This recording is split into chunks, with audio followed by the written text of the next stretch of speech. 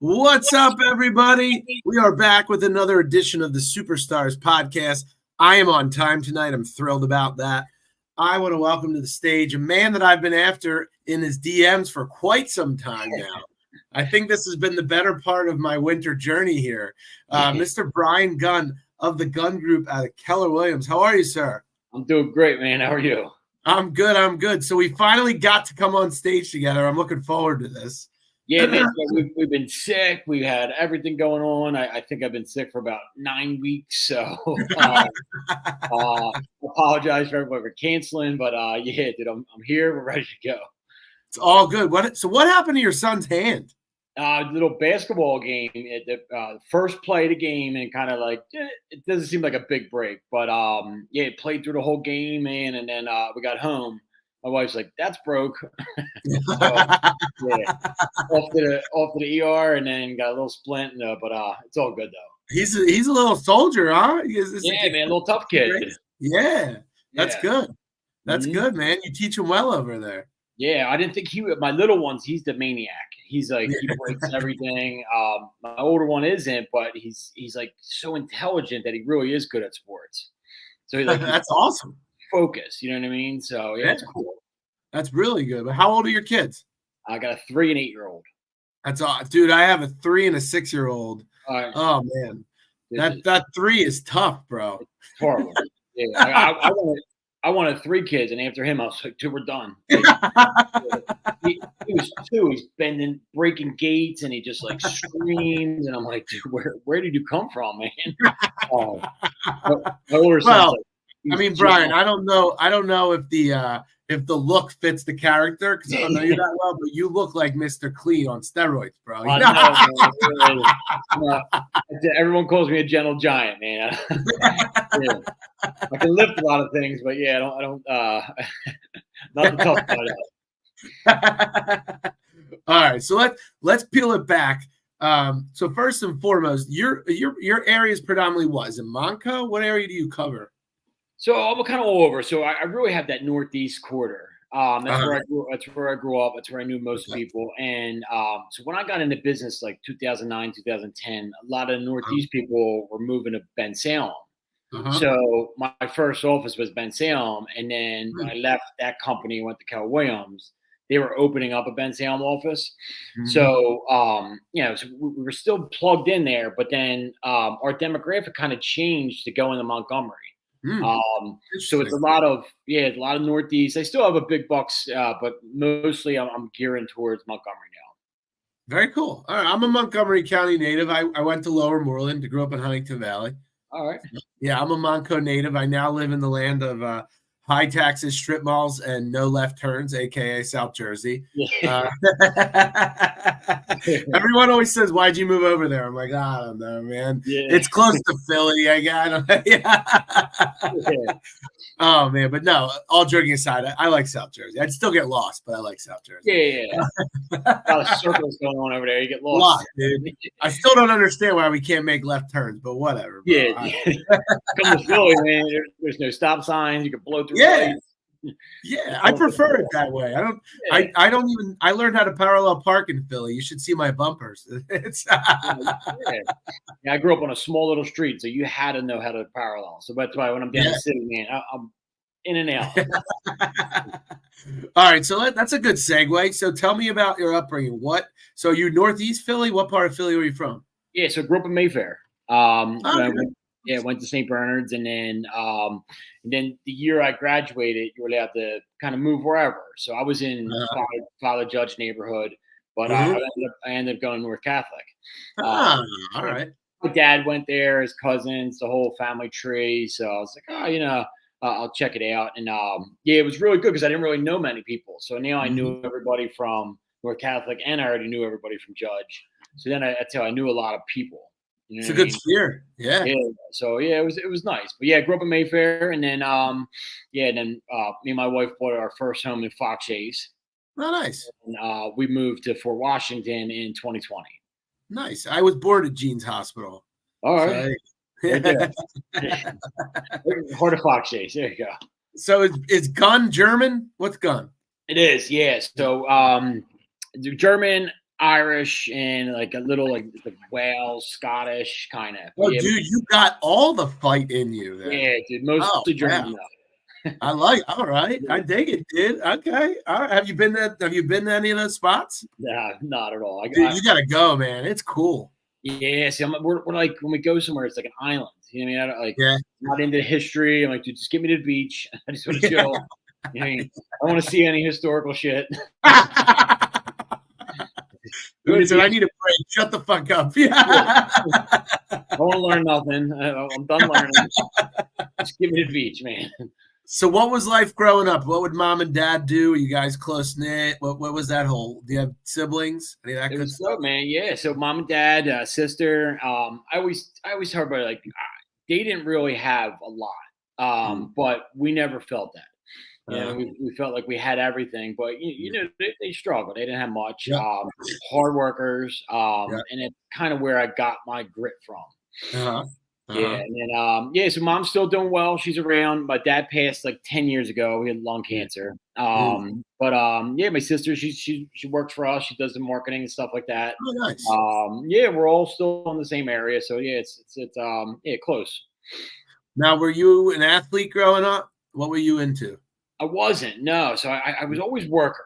You know what I mean? So like I always had that one or two jobs. I wasn't really big into the sports. But yeah, I always worked. I made sure. What did you do? Give me the run. What was your rap sheet? What did it look like? So I started really at in the supermarkets. And then when I started getting a little older, my parents bought the Shore House, and then I started going down there. I was Wildwood? Yeah. Uh-huh. I was a lifeguard at the water park for Oh, yeah. Now wait, how old were you when you did that? 16.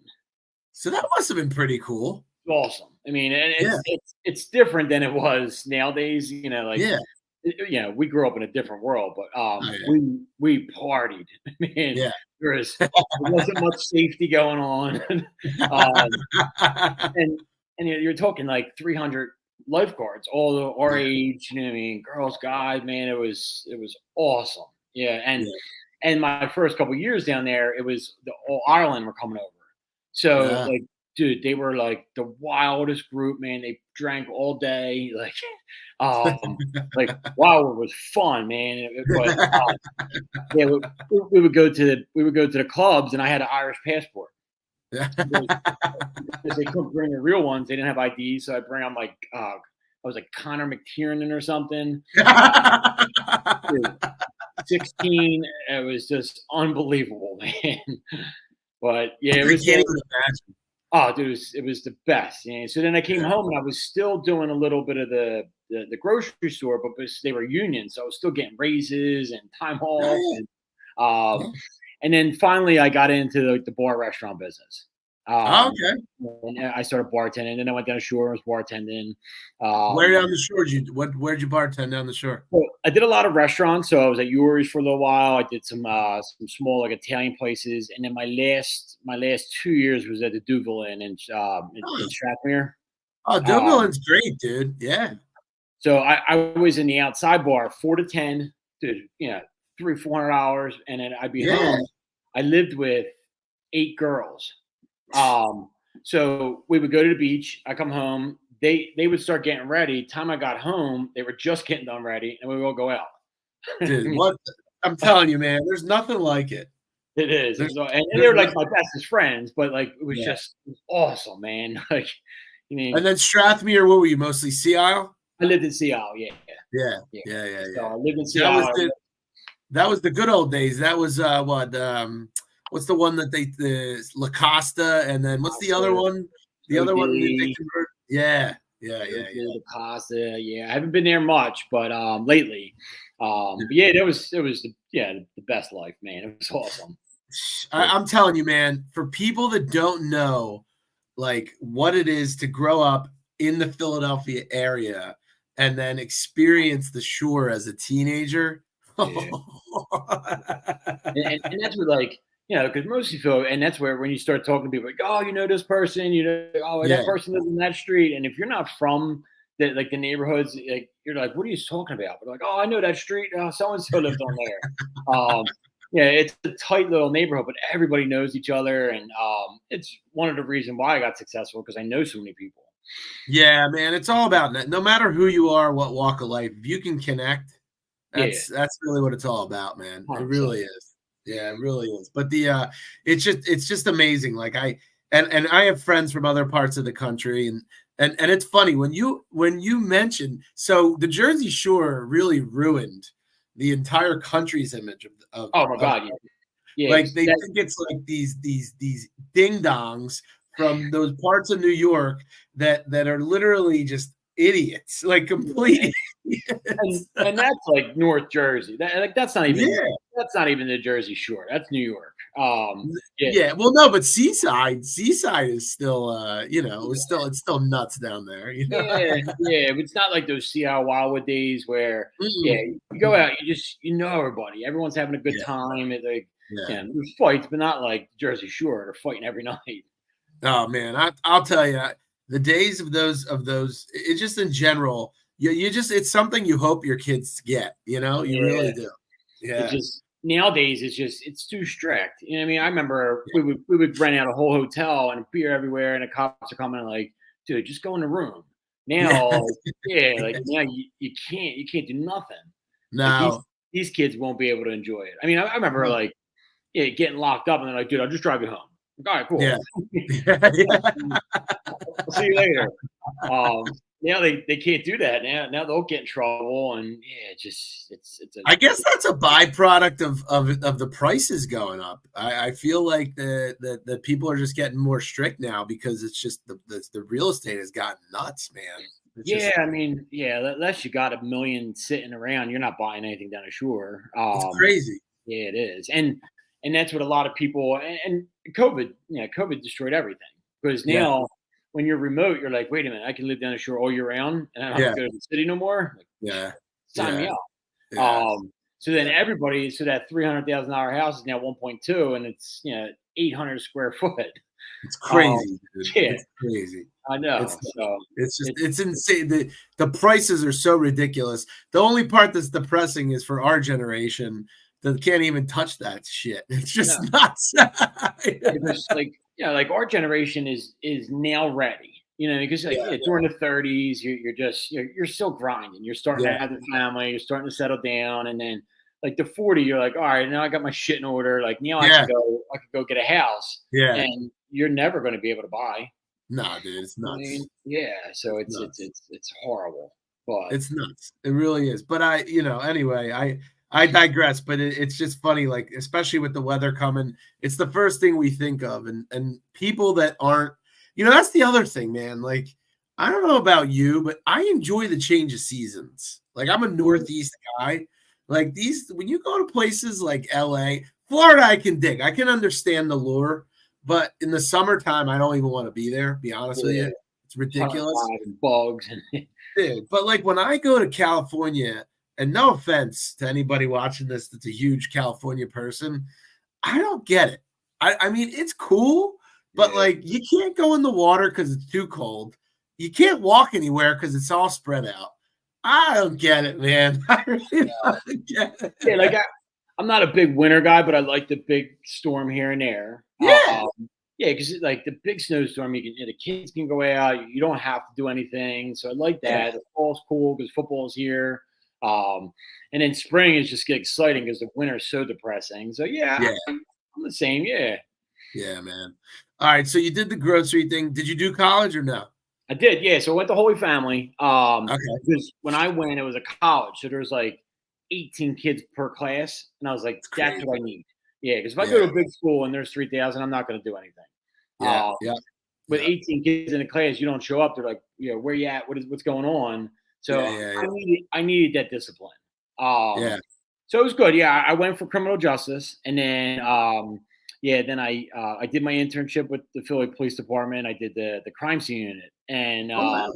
yeah, and then I started doing the police, and I had the hardest time doing my sit-ups. Um, Yeah. I never was a runner. I trained running. I lifted fine. Dude, the sit-ups were just a nightmare. Then I finally got it all done, and everything expired because that was the year that like a lot of people were coming home from the war. Uh-huh. Um, So they were getting more points and stuff like that. And then after it expired, then I had to redo it all over again.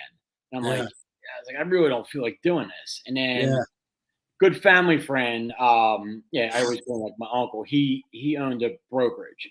And he kept saying, like, he kept coming to the bar, like, dude, just get in real estate. Just get in real estate.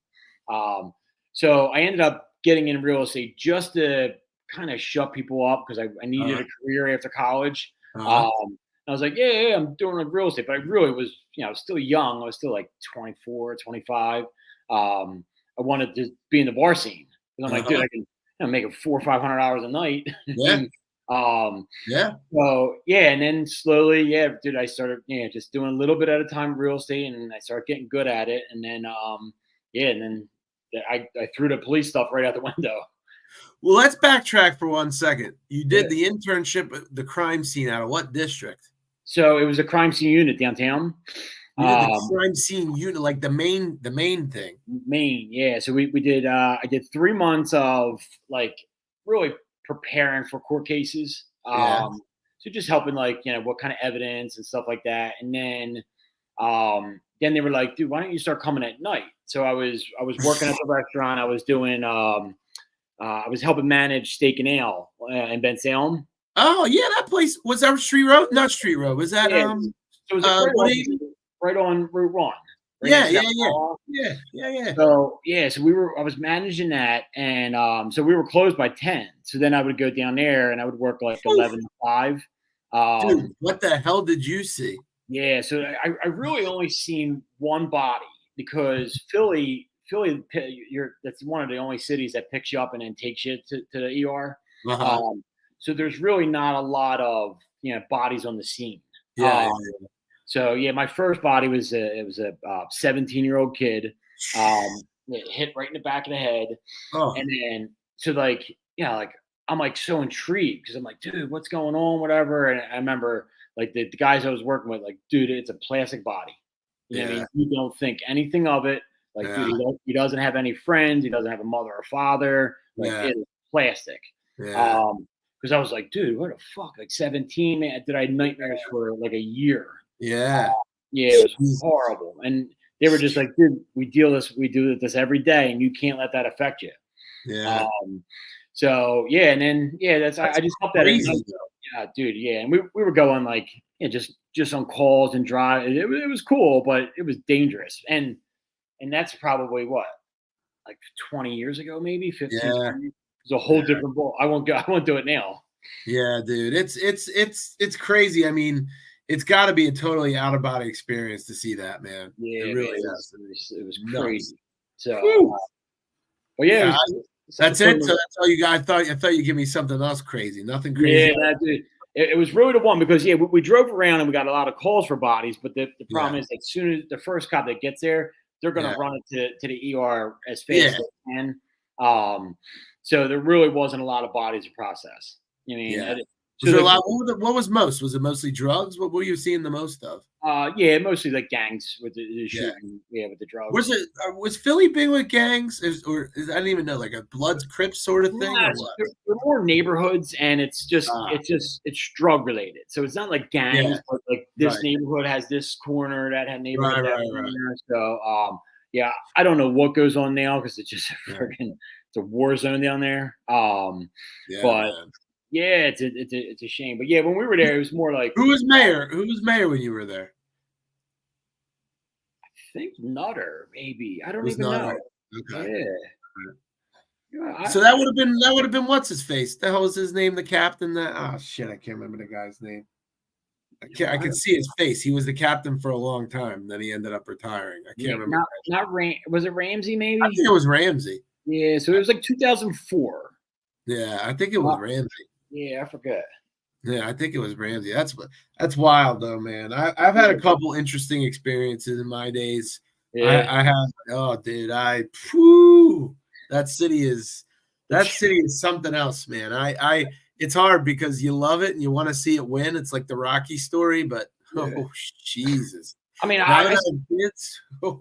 Yeah, dude, and like you can't go anywhere, and it's with like even the zoo. Like your kids want to go to the zoo. I'm like, not down there. Yeah. Which is a shame because where I grew up, dude, nobody locked their doors. Like everybody, we were just in and out of everyone's house. If nobody was home, we just hung out, like, eat the neighbors' snacks, hang out until they got home. And I was outside. Like my parents were, dude, get outside. We'll call you when dinner time was. Yeah, man. Where Nuts. now, like, your kids can't play outside. Yeah, it's crazy, man. It's nuts. It's the world's nuts. Yeah, the world's absolutely insane right now. Yes. Oh man. Ever So all right. since, So ever since COVID, dude, everyone is fucking angry. oh yeah. And Oh like, yeah. like So wait, before we get into the real estate, tell me about your workouts, bro. Like, have you been a meathead for a long time, or you? No, so I it's a long By the way, I story. mean that in a positive way. Like, I Yeah, actually no. used to be a meathead, and I like.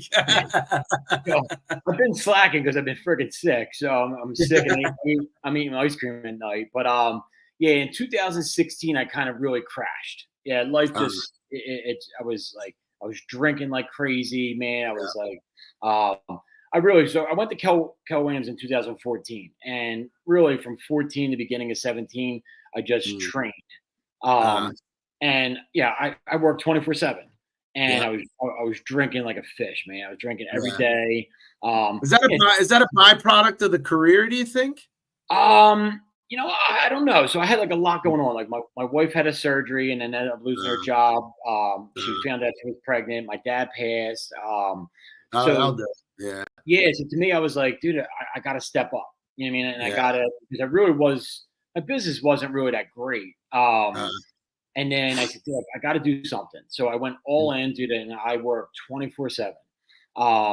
And then it was like really the beginning of 2017, and I crashed. I was like, dude, something ain't right, man. I'm like, I'm drinking all day. I don't really have a connection with a lot of people. Business was good, but like everyone's like, what's your hobbies? I'm like, I got fucking none. Like, I pushed everybody away. So it was really like 2017. I started really hitting it hard, and it's honestly, it clears my head. Yeah, man. Yep. So what's your routine? Are you like a protein drinking? Do you have like a set regimen? Like, or you just do it for fun? Like, what's your routine look like? So I was pretty strict for about 4 years. I had a coach, I had a nutritionist, and it was really, dude, it kept my mind so focused. But it's a lot because it's like, all right, dude, 11 o'clock, I got to eat my chicken and rice, and so now it's not anything crazy because during, like, I guess beginning of 20, a lot of people were like, dude, you should compete. I'm like, all right, I'm turning 40. Let me see if I could do that. And they started canceling everything, and it's like it's really unhealthy. Because I was down to like 4% body fat. I had like 0 water in my body, and you feel like crap. You look phenomenal. You look phenomenal, but there you go. You can address. Do you know the Hafuz? Is it Hafuz? Yeah, what's up, my man? So my man Fuzi, he owns Chubby's Deli. Oh, nice. From the heart of Fox Chase. He's got amazing movies. Good dude. That's awesome, dude. So I'm trying to get I remember following you online then, and because you used to be like, you'd have the tan pictures and you'd always be showing the whole physique. Yeah, I know, dude. I've been following you a while, dude. I guess it was like probably 3 years ago. I was like, all right, now I got to be more professional. It's like, get rid of all the shirtless stuff, and I had fun doing it, man. And it was really, I always did like 2 o'clock in the afternoon. When you start feeling that pressure, I go around, I throw a bunch of weights around. Come home, shower, eat dinner, and then I go back to work. Now, do you still do the heavy stuff? Do you still do like the squats and the presses and all that stuff, or no? No. So actually, my trainer at the time, like, dude, monster, and he knows like all the ins and outs, and he was like, dude, you don't have to lift heavy weights. It's just a myth, man. It's just a right technique, but once you start lifting heavy, you start getting hurt, and you don't need to. The joints, you feel it in the joints. Yeah, that's what. Like when I was really big, I mean, I might have benched with 2 plates on. Where everybody's looking at me like I'm going to do 5 on each side, and I never do. If I got that burn, you didn't need to put any more weight on. Yeah, Uh, interesting. And then yeah, where did you mostly train? Where did you train at? so I mostly crunch in Huntington Valley. Yeah, And then I moved around. So like my trainer at the time was at Body Dynamic in Huntington yeah, Valley. yeah. Um, yeah, I was going up to where is it going? There's a place for like Collegeville area. I was going up there to one of this other coaches' gyms. But yeah, mostly crunching and Body Dynamic. Do you know what was the name of that gym? It almost looked like it was in a basement. I want to say it was like right off of Bustleton as you're going through Northeast Philly, right before you hit like Southampton, like Bustleton and Second Street, I want to say, or maybe it's Bustleton and Street Road. It was like right near the Chinese buffet, and you used to go down in the strip mall, and it was like a straight meathead gym, dude. I Uh, don't know. I could picture it, but I don't know Yeah, what the name was. I Yeah, I can't don't. remember the name of that place, but I used to pass by them like one day, man. I'll Yeah, go there. we're going there. I used to do the whole circuit. I got my online personal training certificate just so I could pick up a side gig when I was in There my you go. early 20s. And I did it mostly to try and meet chicks, I'm not gonna Oh yeah. lie. Oh yeah. But it was fun, man. I worked at so it was my history is funny. So when it was Regal Cinemas in Huntington Valley, I don't know if you Okay. remember that, like back Yeah. in the day, it was Regal Cinemas, and then it turned to LA Fitness. Oh And yeah, now yeah, it's yeah. where the LA Fitness was. So I worked in both places. I was a ticket ripper when I was in high school, and then I was a personal trainer when it became a gym. All And right. man, those were some fun days, man. Yeah, Those were fun. I tried it all too. It just, I don't know. My brother is definitely more into it than I am. all right. But I can relate. I get into look. There's nothing like watching a good pumping iron on a Friday night. You know what Yeah. I'm saying? It's hard because you got to be so disciplined, Yeah, and that's what like we're busy. We got the kids, and then like you're like, all right, dude, yeah, I'm going to McDonald's. Where when I was disciplined, I was like, no, I can't eat it. But now it's like, oh, I'll take the burger, and throw me yeah. like I'll do a milkshake too. Um, and I'm not trying to press. Like I don't care about pressing. I just do it for my mental health, really. Yeah, Um, I figured. so yeah, so now I'm not as focused as I was. I'm trying to get back into it. Yeah. 'Cause And where yeah, do you work out now? so I still go to Crunch in Huntington Valley, but Uh, LA and Fort Washington's like a block away from me. So oh, nice. that's where I go most of the time. Is that where you do the marketing stuff that we see all the time? Yeah, so Yeah. I do a Crunch, I do LA Fitness. Yeah, Oh, so cool. we'll do something like I try to do one event every month. That's cool. Um, yeah, so we do do a free raffle basket as 100 $150 of stuff in there, and Yeah, we might get like average like 60 people to sign in. that's Uh, cool. yeah, for 2 hours I meet 60 different people, and yeah, it's Yeah, just some networking. yeah, man. So, all right. So I'll backtrack now. So you had a family friend that owned a brokerage. What was the brokerage? Small brokerage? So yeah, so he was with Realty Experts, and Okay. then it was I Tom never heard of Nebraska. them. Where are they based out of? Yeah, it was in Bensayon, but then he merged with Century 21 Advantage Gold. Okay. Got it. Yes. So then Got it. when I actually got my license, it was Century 21 Advantage Gold. And you're how old then? So I've been 15 years, I'm 41, so like 25. All right. So you're Yeah. 25. You get into this just to shut everyone the hell up, right? Yeah. You get this license. What do you start out doing? What's your first couple months, first couple years? What does that look like? How you building Um, yourself up? so I did everything. You know what I mean? Yeah. Like, and I mostly my first year was just friends, like we all do. Yeah. But I did like, I just did stupid shit. Like I lived in an apartment, so I went around and I flyered the whole apartment complex, and then Yeah. they called me and they say like, "Here's your eviction notice, you idiot." um, like, like, oh, I don't know. Like, hey, trying to get them to buy. um, so yeah, and I did a bunch of first time home buyers. I did so what I really did is that the properties that came, the listings that came up in Mayfair, I would preview them. Uh-huh. And then I would tell a lot of people about them based on the monthly mortgage, which was like $680 Mhm. back then. Mhm. So like a lot of my friends who were renting, they're like, dude, I can afford 700 a month. and that's how I really started turning properties. That's cool. And what were you using to spread the news then? Was it social media that day, or what was it? What were you doing? Yeah, so no, it was still networking. Like social media was just starting, so we were starting to do stuff, but it really wasn't that big. So yeah, I was posting some stuff like, "Hey, you can grab this house for $712 a month, and $1,000 out of pocket." And that's all I really did, is just trying to find buyers for those other people's listings. That's cool. Okay, and then did someone tell you to do that? Or you fell into it. No, you know what? Like, I don't know. So, like, my broker, he told me a lot. So I don't remember all the ins and outs of like exact what he did, but it was just something where like there was something I gravitated to. Cool. Yeah, because I always had buddies that like, one buddy was doing good, the other two weren't. So the other buddy would buy a house, the other two would rent off them. But then, like, oh, well, you're spending $400 or $500 a month for a bedroom, and I could get you a full house for $800.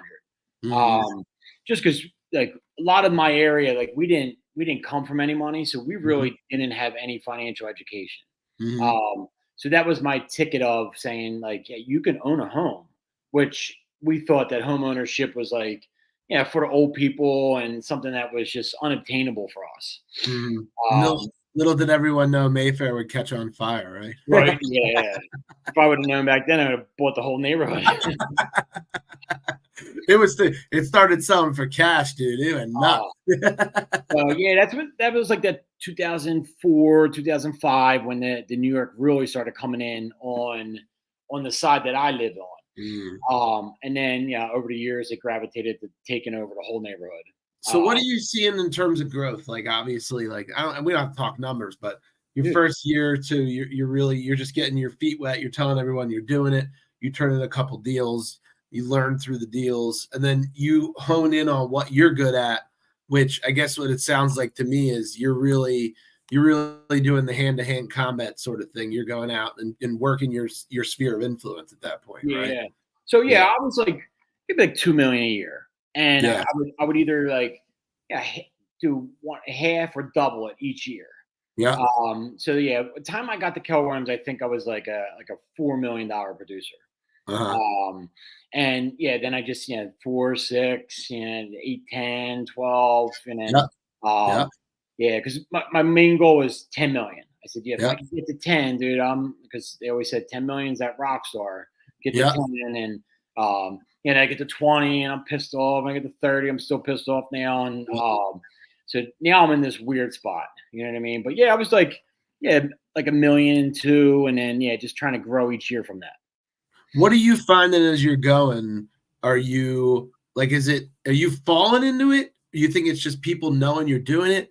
Or are you finding a recipe that's working for you? Is there one thing specifically that you can think back that you just really like leaned heavy in and just kept doing and doing and doing?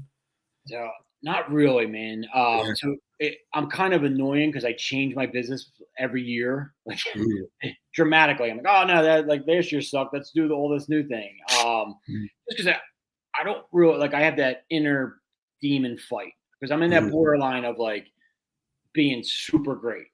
You know what I mean? But then also that puts a toll on you.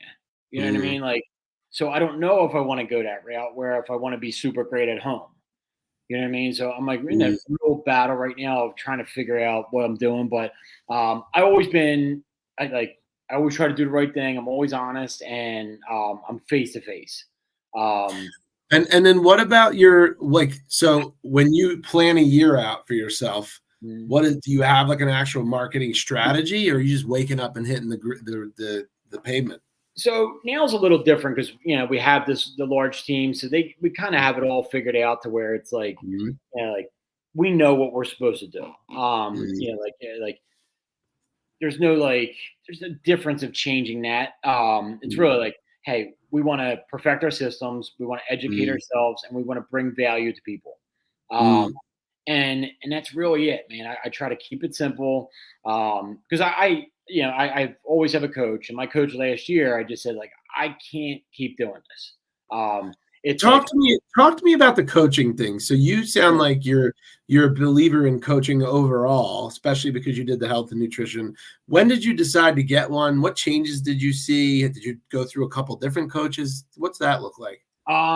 So it really started when, like, beginning of 2017, when I Mm, knew, hey, something's wrong. My drinking's mm, way too much. You know what I mean? mm, It's like something ain't right. mm, And finally brought myself to be like, hey, yeah, I need some help. You know what I mean? mm, Where, coming up as like a big tough guy, and like we don't ask for help. We don't cry in baseball. mm. So like when I started doing all that, I'm like, all right, dude. So I cleaned up everything. I said, dude, all right, this isn't working. You know what I mean? Mm, I gotta get some stuff figured out. Um, and with the me being able to ask for help, that's where it really came into it, because I was, I have a lot of mentors and a lot of people mm, that I associate with daily. And then everyone was like, like you have to get a coach to get that next level. mm, And I always say, like, I don't know a lot. I mean, like, I know things, but I don't know everything. So that's where the coach mm, will really, they put you in perspective.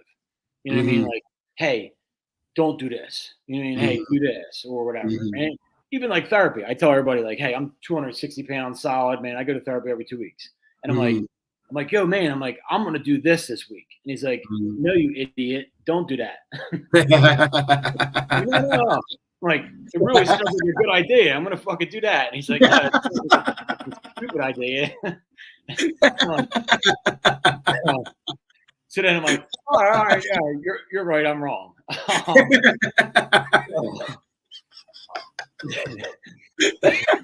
so it kind of started with that, you know what I mean? And then, so my last coach I was with for about 2.5, 3 years, and like he did what he was supposed to do. He's pushing me to the Yeah, limit. And yeah. then So I, what did you find? What was changing? So obviously he sharpened you mentally, but what did you, in your terms of your routines, what did the coach help you to do that you weren't doing? so really data and numbers, and to figure out Okay.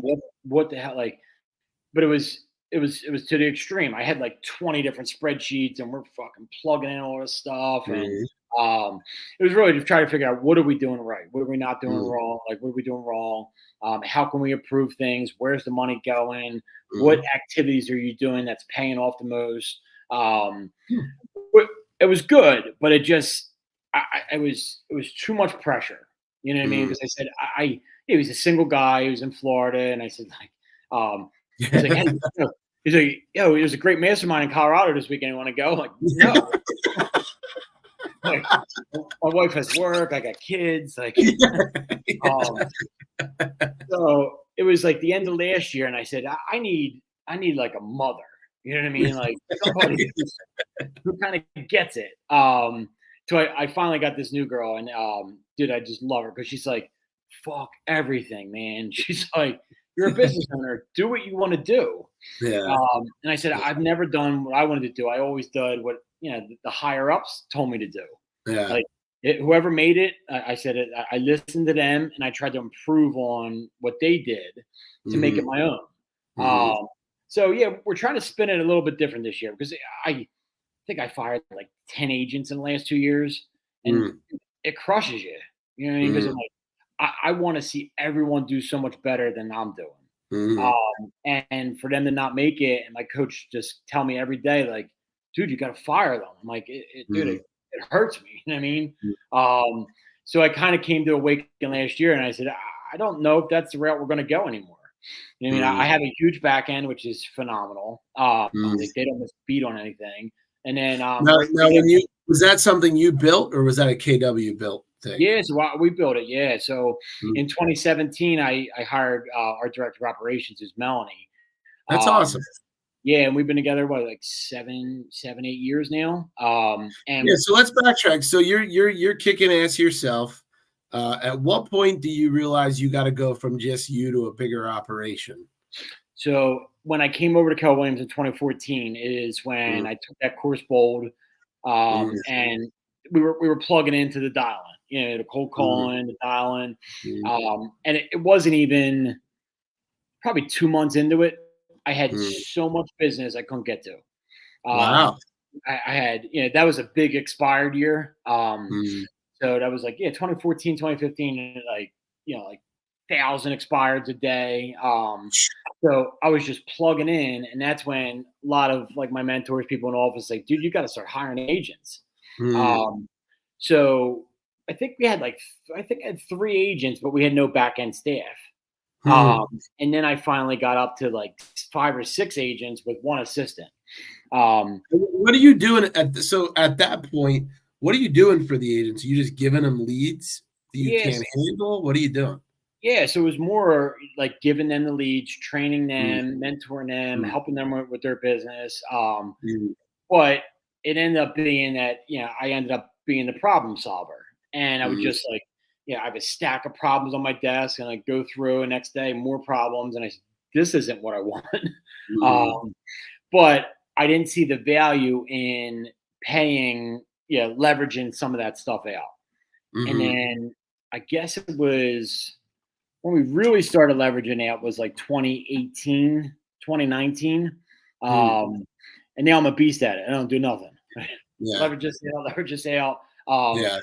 I know what I'm good at. I know what I'm good at, and I know Mm, what I suck at. So all mm, the things I suck at, man, I people like social media. I don't touch it anymore. You know what I mm, mean? We're big on it. You know what I mean? All I do mm. is my media company that I'm working with. We shoot a couple of content, and then I don't do anything with it. My That's social awesome. media, yeah, they take care of all the posting, the everything that we need to do. So that was a huge leverage for me. Uh, Yeah, that's great. and and then now with my agents, I say, all you got to do is sell. You don't have to do Mm, anything else. I pay for everything. I have the leads coming in, and once you're under contract to close, I said the back end's handling it. You don't have to do mm, anything. mm. So it was really good for a lot of my agents. It's just that the agents weren't doing the volume that I needed to. Right. No, that makes sense. And you're, it's you sound like you practice what you preach, and there's obviously a value that makes sense. That you don't always see that with a lot of teams, man. And that's one of the biggest struggles. You go to teams and there's no benefit, you know? And that's what I my number one thing is I said I want to bring more value to you than you would even understand.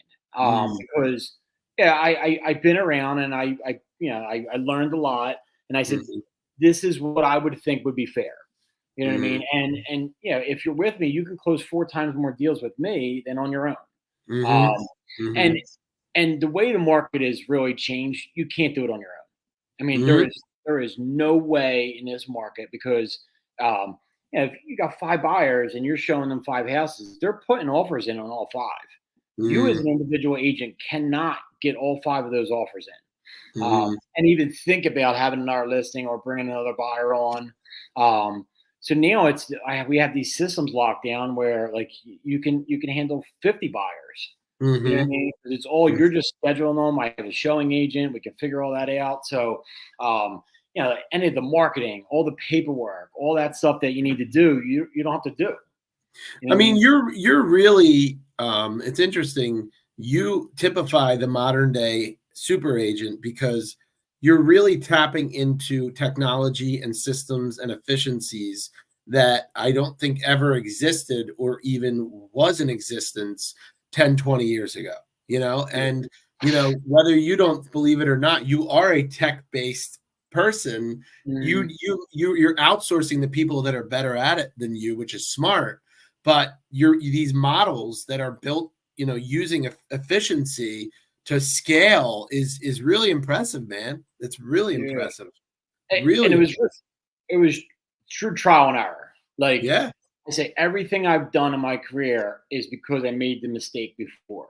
Yeah. Uh, so I Yeah. made a billion mistakes in my career, and now I Mhm. don't make as many because I learn from them, and then I Yeah. implemented some kind of system for it. Yeah. So I mean, and we grow every day. Like we train, we grow. I'm always educating myself because the market changes every day. Yeah. You know? Yeah. And we're really trying to break that mold because especially in the last 3 years, Mm, the it's disgusting. I mm, mean, and that's why I honestly I hate to say this, but this is why I win my offers. You know what I mean? Like I just won an offer the other day, and the dude was like, "Dude, I have 25 offers, and they are so poorly written, and they're a mess, they're a disgrace, and mhm, and they're sending me 7,000 emails and changes and all." I'm like, "Dude, here's my email. Here's all the highlights. Here's every friggin' document you ever needed." And he was like, "Dude, The offer is just yours. My seller signed it tonight. I ain't even looking at the other ones. I'm like, thanks, man. I appreciate it. You can tell it. He's frustrated, dude. And it's the same way with me. When I see these offers, I said, it's a shame because you have really good buyers, and your buyers will never be able to get a house because you're a terrible agent, and you didn't study, and you didn't train, and you didn't learn anything, and and that's why this business is so tough. And I'm sure in your world too. We're down to almost like 18% of us that are really doing the business. Yeah, absolutely. But, yeah, there was a good statistic that just came out, and it said 50% of the national realtors last year did one deal or less. Crazy, dude. Unbelievable. It's crazy. So, it's not a shocker, but it's crazy. Yeah, but those 50% are gone this year. Yeah, they're not. Yeah, they're not holding on. So yeah, the competition is getting less and less, and that's what I see. That's where we're really shining. Well, and the reality is too. This is where I've always enjoyed it. I like getting involved in the actual offer because I feel like I can provide value. So a lot of times I'll do a consult and we'll go through what's the best way to skin this cat. Can we do a little this and that to make it more appealing? And then my job is to really connect with the listing agent as best as I can in a way that's not annoying and say, look, the guy's fully vetted.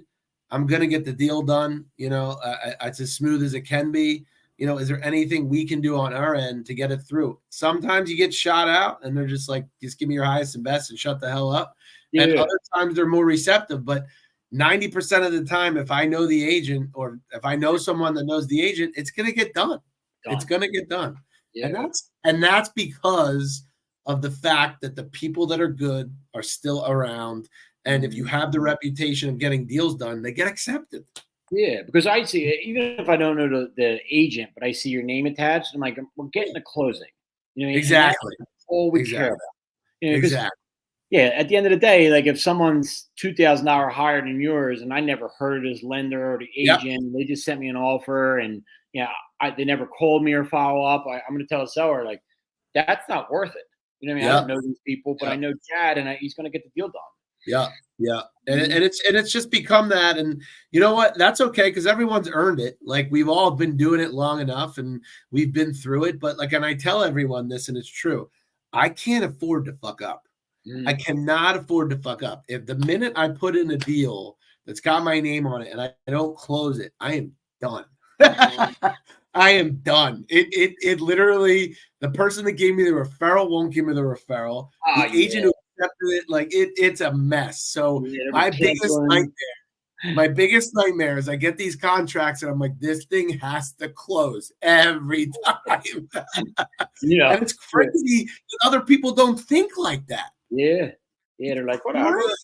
And it's crazy. It's just, because that's what we're worried about our reputation. Like that's the biggest thing is because we don't want our name to get big. And that's where a lot of my agents, they'll say, hey, I'm with Brian Gunn, or like, dude, it's good.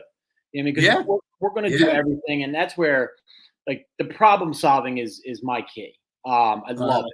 Dude, I'm like, I can see it and I can figure it all. I'm putting the puzzle together. Dude, I just love problems. And that's where a lot of people, when a problem comes up, they just fear and it's, dude, I'm not dealing with this today. I'll deal with it tomorrow. Tomorrow comes, like, dude, I'll deal with it tomorrow. And that problem gets bigger and bigger and bigger. I'll call the person in 3 seconds. Yo, this is what's going on. And I'm the same way. Just give me a couple hours. I'm going to figure it out. And they're like, all right, cool. Where I call them and say, hey, I got this call 3 days ago and I've been trying to figure this out. And they're like, dude, why didn't you call me? And everything can be fixed. Yeah. Everything. No, 100%, man. And as you grow and as things happen, as long as you take from them and you learn, and I've always found if you're open and honest with everyone, look, you and I both have interacted with some of the biggest players in this business. And no matter who they are and no matter what their numbers are, you just have to act like a professional and handle yourself that way. I still to this day can't understand people that don't answer their effing phones. Whether you're a lender, you're an agent, I don't care who it is. the phone is what got you into this business, and the phone is what's going to keep you into this business. Like, I'm the first person when something's going wrong, I hit that alarm button.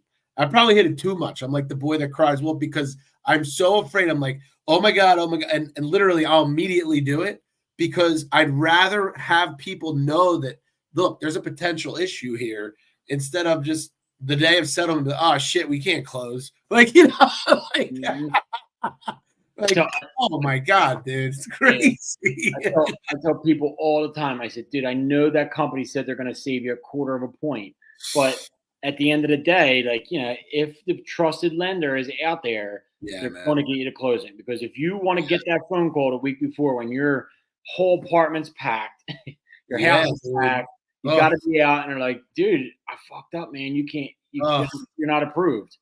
Like, what? That really happens? I'm like, dude, it happens all the time. That's like the nightmare of all nightmares. Yeah. I mean, and it happens, but like if the good loan officer is always going to get it done, you know what I mean? And that's what it always get done. That's why I don't even care no more when lenders are calling me like, hey, because I do most of the listings. They're like, hey, just let you know I got clear to close. I'm like, I'm not worried. I don't really care. You know what I mean? Where years ago, like you'd be waiting by the phone for that clear to close. Now I'm like, dude, I know we're getting there. It's not a big deal. You know what I mean? So what's the next steps for you, man? What's your like outlook look like? Dude, I'm struggling with it, man. Because like, we're doing good. You know what I mean? Like we're not doing phenomenal where I want to be at. But I'm always trying to keep that life work balance. So like I don't know where, because when I was pushing, you know what I mean, I didn't have no balance. It was 100% real estate.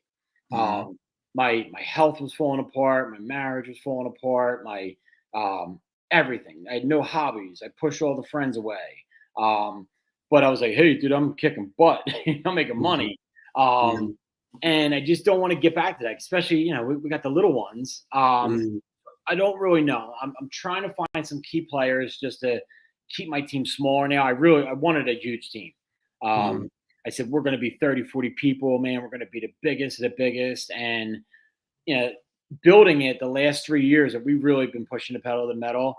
I said, I don't think that's where I want to go. You know what I mean? Like, we have because I kept saying, like, I have a life that I would have never dreamed of. And last year I was like, I'm miserable. I mean, like, because it was never good enough. And it's not that I don't compare myself to anybody. It's just that inner head where I'm always fighting. I'm always like, I'm hard on myself. So if I'm doing 30 million, like I am pissed off that I'm not at 60. Well, if I get to 60, I'm pissed off that I didn't hit 90. And then it never ends. You know what I mean? So just trying to figure out, what the right place is. You know what I mean? Well, probably that vulnerability and that drive is what makes you so successful too. Yeah, my wheels spin all day long. You know what I mean? I'm always thinking, because like to me, I'm always like, what if we never sell a house again? You know what I mean? Like, what's going to happen? And obviously, like we sell a lot of real estate. You know what I mean? It's not, we're never going to do that. But I fear it's like afraid of that shoe to fall. You know what I mean? Like, well, when's something big going to happen? And and I've been doing this for 15 years, and every year I say the same thing, like, oh, this year's not going to be that good, and then it's better than the last year. So yeah, I'm just trying to figure it out where I'm not killing myself at work. You know what I mean? Because this business, like you can do 24/7. And I want to be at dinner. You know what I mean? I want to be at my kids' sports. You know what I mean? I want to be mentally present with my wife. And yeah, so we're gonna try to grow little by little. No, and you know what's funny? Those are real, authentic goals. Those aren't like bullshit pie in the sky stuff. You're wanting to balance quality of life with success. And it's funny, dude. When back in the day, you think back to like even the years or the generations before us, it was a totally different ball game, like the way people used to do things. And now I think it's just because of the way success and hunger and drive has been set in our lives and in our generation. It's crazy how like people do take pride in the grind, and there's nothing wrong with it, but it's not very balanced. No, It's no. not very balanced. I always seen like success as working like 23 hours a day. You know what I mean? Like you work all day, you're exhausted. Man, dude, that guy's super successful. Yeah. And Yeah. and now it's like, well, you know, like you're like you could be successful at that, but you're failing at everything else. Yeah. Yeah, and it's hard because I grew up in Mayfair, where it's all union guys, and like, they go to work and they're done. They shut it down. They're not worried about it. They're not thinking about it. We never get to stop thinking about this. I'm always thinking about what needs to be done. How can we grow? How can we fix things? How can we improve? And it's exhausting. So that's why now I said, like, if we could just clean it up and grow, which I'm saying this out loud, but in my head I'm like, fuck this. Like, I want to go. You know what I mean? Because my goal last year, I said, dude, get me to 100 million. 100 million sounds great. So when I got my new coach, she's like, what does that mean to you? I'm like, nothing at all. It just sounds great. She's like, do you know what it takes to get that? I said, I'll do it. I mean, she's like, no, do you really know? Like, you're not going to have a family. Like, you can do it, but like you got to high and your profit margins do go down the more you grow. Because last year we had a team of 11, and my profits were down. You know, because we're spending. You know, we're doing this and this and that. Where a couple years ago it was just me and Melanie, and we were making big money, and it was smooth sailing. And because I'm so worried about the other agent, I said I want the other agent to succeed so bad. And I wanted so much for them where they didn't want it as much as I wanted it for them. And I was losing sleep over it. You know, how can I motivate them differently? How can I change that? How can I figure this out with them? And they're like, I don't want to be busy. I'm like, oh, I want you to be busy. You know what's amazing though, dude? Like, this is why, I don't think a team is for everybody. It's not. And people think that they're like, oh, I'll I can do so much as an individual, and then the next step is a team, and then I have a downline, and blah, blah, blah, blah, blah. A team is not for everybody, but you can tell by the way you think and process, it's built for you, man. It's built for you because you're so concerned about feeding everyone else before yourself. Yeah, and it's just like companies. Everyone's like, oh, you're with this company, and I hate this company. I'm like, it doesn't mean anything. Like, if that company and you love it and you just freaking stay there, man, it doesn't mean anything. I'm with Keller because Keller did a lot for me. Other than that, like, I don't give a crap if you're a Remax or Open, whatever. You know what I mean? Like, we're all friends, and there's so little of us. Like, everyone says there's so many real estate agents, but they're not really in our circle. You know what I mean? Very, very few. Because I always talk about I hate realtors. They suck. like the 18% of us, but the rest I hate. You know what I mean? That's why you should have a different name. Yeah, that's why you don't see me at like events and all. Like, I don't want to be in an event with 300 realtors. I hate them all. I sit at home and do what I got to do and hang out with my kids. And that makes sense. Yeah, and it's like this phase of life. You know what I mean? So it's not gonna always be. My kids, as soon as I walk in the door, they're like, yo, what are we playing? Let's go. And I'm like, oh man. And like in like 5 years, they're not gonna want any parts of me. So then I'll dig back in or something like that. But who knows? But I mean, that's good, man. No, this was a good. It's believe it or not, we did an hour. Everyone always like looks up and they're like, no shit, we did an hour. We did an hour. I'll tell you what, man. There's a lot that I learned about you because you and I never really had a full blown convo, and the most impressive part about you is just the fact that you're consistently finding ways to grow yourself and to grow your team. And that is 100% the reason in my mind why you are where you are. And it's very rare that you see that and you're so able to be open and honest and authentic. And I dig it, man. I think it's dope. I think it's really dope. My hat's off to you. Everyone always, like, especially in this industry, you look at top producers and you try and figure out what are they doing? What is it about them? What aspects of their life are they doing that maybe I'm not doing? And you know what? You live it, bro. You live, eat, and breathe it, and it's cool. And my hat's off to you, man. I wish you continued success. I am gonna blow your DMs up to get you back. we're gonna do lunch in like 3 weeks, not next week, the week after that. Let's do a lunch. Yeah, it sounds good, bro.